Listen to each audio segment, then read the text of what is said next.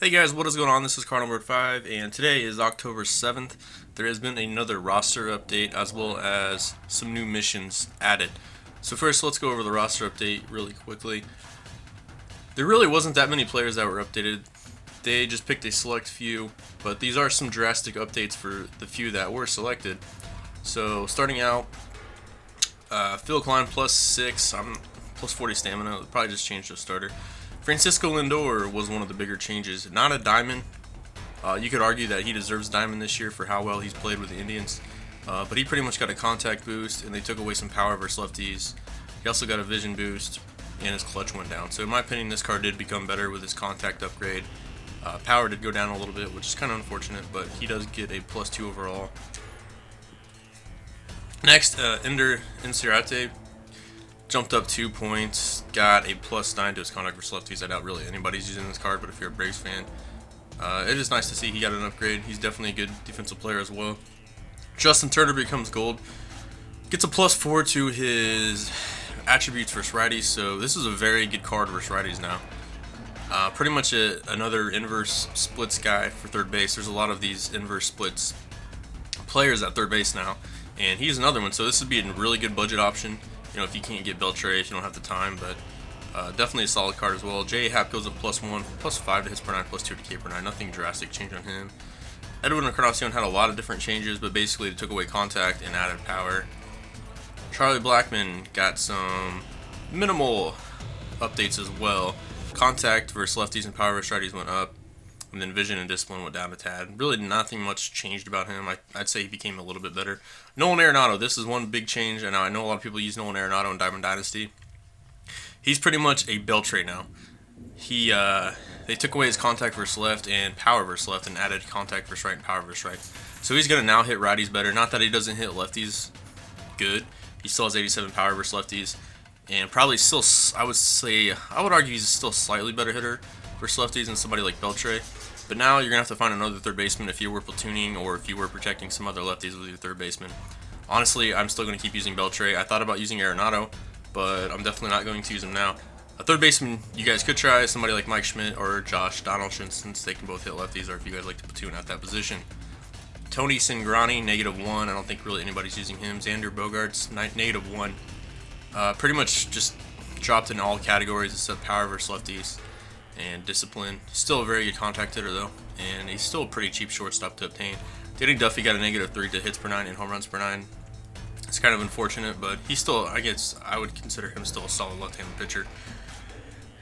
And finally, the biggest one to me, in my opinion, is going to be this Jake Arrieta, and let me talk about this for a little bit. He dropped -2 in K per 9, and -5 walks per 9, -2 in home runs per 9. Alright, home runs per 9 doesn't matter. Walks per 9, I can pitch around walks per 9. I've been pitching with guys like the Nolan Ryan, or a lot of the relievers out of their bullpen. They're going to have really bad walks per 9, and I seem to pitch just fine. Yes, it's always nice having better walks per 9 because it's a little bit easier to control. I don't think it's that big of a deal though. So basically, in my opinion, he's taking a -2 to K per 9, which is going to have a little impact on the PCI size, but nothing too much. He's still going to have the great sinker, and in my opinion, he just becomes cheaper for you guys now. So if you guys want to try him out, I still think he's definitely a top 5 pitcher, probably top 3 pitcher, maybe the best pitcher. I don't know.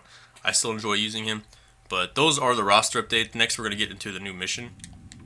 Alright, so starting out with some of these new missions, they have new Division Series missions.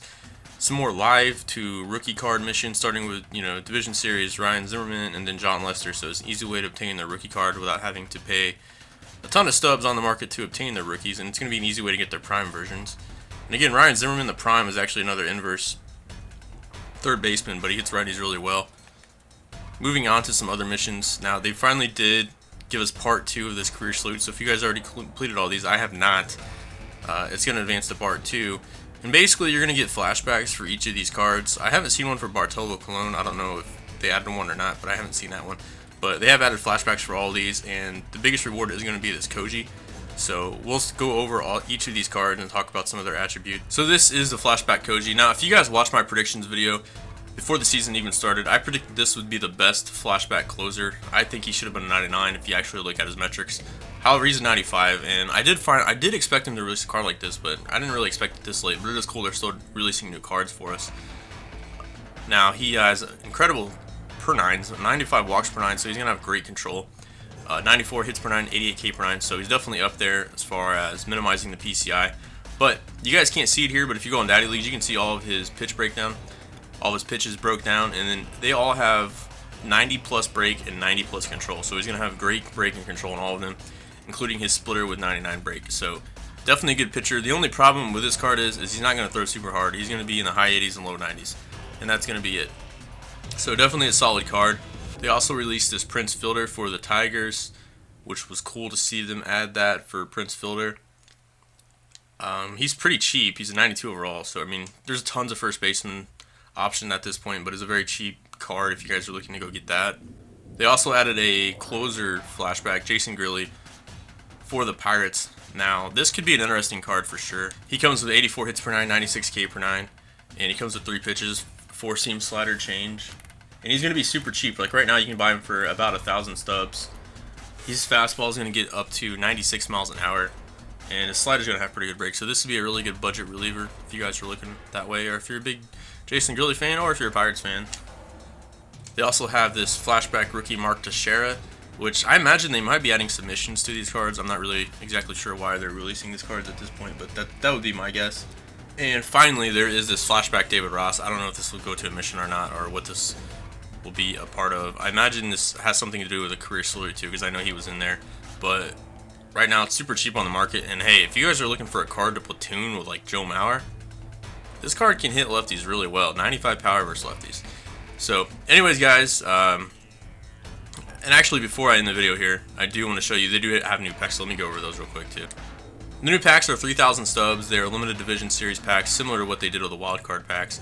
Increased chance for live to rookie mission starters, so start expecting more of these, live to rookie mission starters. Expect to see more missions, period. I think that at this point, the show is just kind of experimenting and releasing more missions, so I think that's why we're seeing some of these new flashbacks, especially these rookie flashbacks introduced. But they are 3,000 stubs apiece. Not going to open any right now, but there they are. So anyways, guys, I do appreciate you guys watching the video, and this is card number 5 signing out. Peace.